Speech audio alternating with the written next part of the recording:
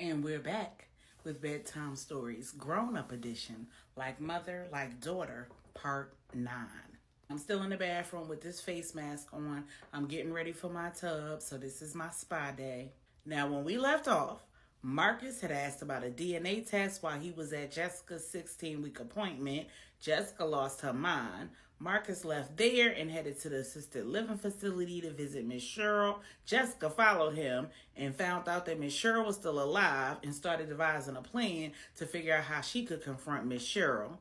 And Marcus just rolled Miss Cheryl out into the garden in a wheelchair while they have a little powwow. Miss Cheryl says to Marcus, it's been a long time, son.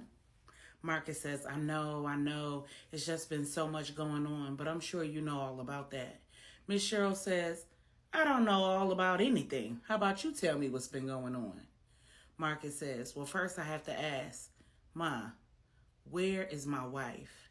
Miss Cheryl says, son, I love you, but you can kiss my... Marcus says, whoa, hold on. Wait a minute. How you say you love me and then you about to tell me to kiss your behind? Miss Cheryl said, I wasn't going to say behind, but either way, I'm not telling you where my baby is. You must got me confused with somebody else. Marcus says, I don't understand why she's hiding from me. I understand that she's upset, but why avoid me? It's been months. This is crazy. I haven't seen her or heard from her. How do I know she's okay? Miss Cheryl says, she's perfectly fine. That's not what I called you here for. I called you here because it's time you and I have a conversation. I feel like it's some things that you need to know. Where my daughter is not one of them. Marcus says, okay, you're not going to tell me where she is, but can you tell me why no one will tell me where my wife is? Miss Cheryl says, because she asked us not to.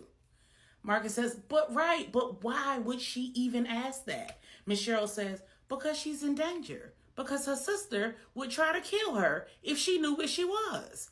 Marcus says, what? Miss Cheryl says, Jessica, the one you've been screwing? You know, Jessica, her sister?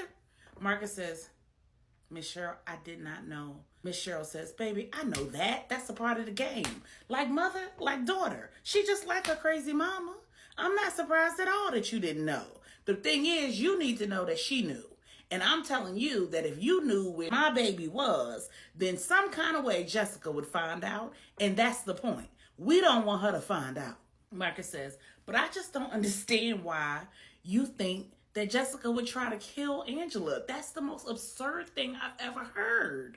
Miss Cheryl says, no, the most absurd thing you're ever going to hear is how Jessica's mama, Maria, tried to kill me and my children. Marcus says, what? Miss Cheryl says, yeah, See, she was with Angel first. Now, he pursued me, married me. Okay, he had that Jessica girl with Maria already. But see, I was none the wiser. I had no idea because I wouldn't have never messed with no man that already had a woman. You got to know that because, see, I could have any man I want to. That's actual and factual. I think that's a song. Marcus says, Miss Cheryl? Miss Cheryl said, oh, yeah. Okay. So, see, what happened was we got married. After we was married and after we had Angela, that's when I found out about Maria.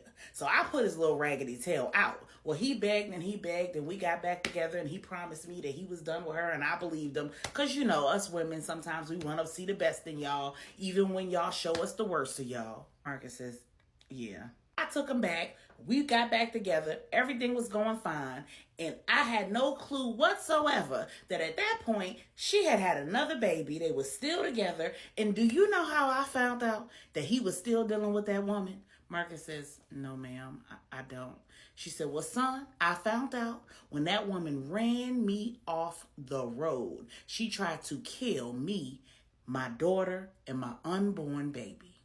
Marcus says, that's crazy. And how did you know it was her? She said, oh, because she parked her car and came to my driver's side window and told me to leave her man alone. Marcus says, oh my God, are you serious? She said, yeah. And then when I got out of the hospital, because the accident was bad, I had a broken arm, a broken clavicle. Angela was injured. We were back at the house. She showed up to my house with her 2 daughters in tow. That's how I found out about that second one. And told them that that was going to be their house after she killed me, that her and her kids was going to move in. Marcus said, "Oh my God, are you serious? Miss Cheryl, you sure this happened?" She said, "Now, son, I have dementia, but I'm not crazy. Ask me anything you want, and I'll tell you the answer." So Marcus asked her what day it was, and she told him. He asked her where they were, and she told him. He asked her who he was, and she told him. He asked her about the day that he married her daughter, and she told him.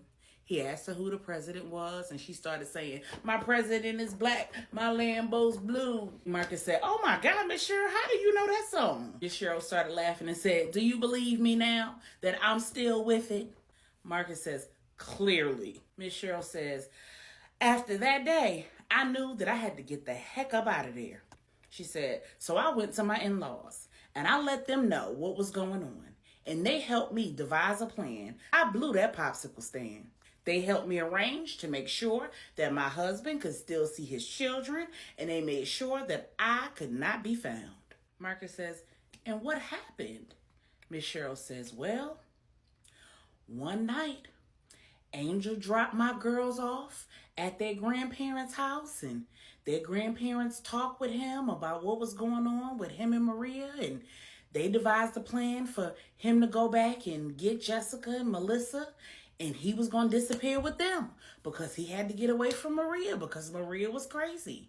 And before the plan could be executed, something happened with the car, and he got into an accident, and him and Melissa died in the car on the day that he was leaving Maria. Jessica was the only one who survived. It was terrible." Marcus says, "And what happened? Did Maria go to jail?" Miss Cheryl says, "No.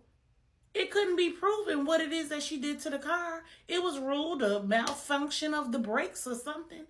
All we know is Maria and Jessica basically disappeared. And when my in-laws hired investigators, they found out that Maria was in and out of psych hospitals and Jessica was in and out of foster cares. Shortly thereafter, my in-laws died and I was already here in North Carolina, so I just raised up my girls and kept them safe and went on with my life. I never heard from or saw Maria again, and I don't think the girls ever saw Jessica again." Marcus says, "So is it at all possible that Jessica had no clue who Angela was or that she was married to me?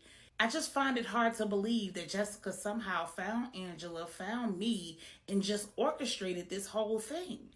Miss Cheryl says, "You'd be surprised what a desperate woman will do. Baby, desperate people are dangerous people." Marcus said, "I just don't know what to do, Miss Cheryl."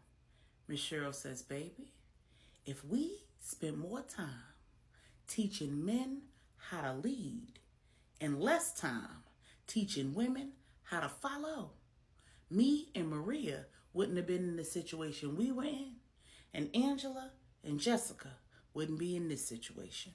No matter what kind of plan Jessica devised, she couldn't have put the plan into motion without you."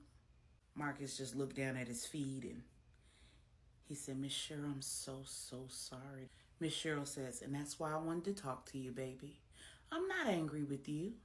I just need you to do me a favor." Marcus says, "Anything." Miss Cheryl said, "Stop looking for Angela. You're going to lead Jessica right to her door." Marcus says, "But what about my marriage, my future?" Miss Cheryl says, "Baby, focus on being the kind of man that you would want your daughters to marry. Learn how to lead.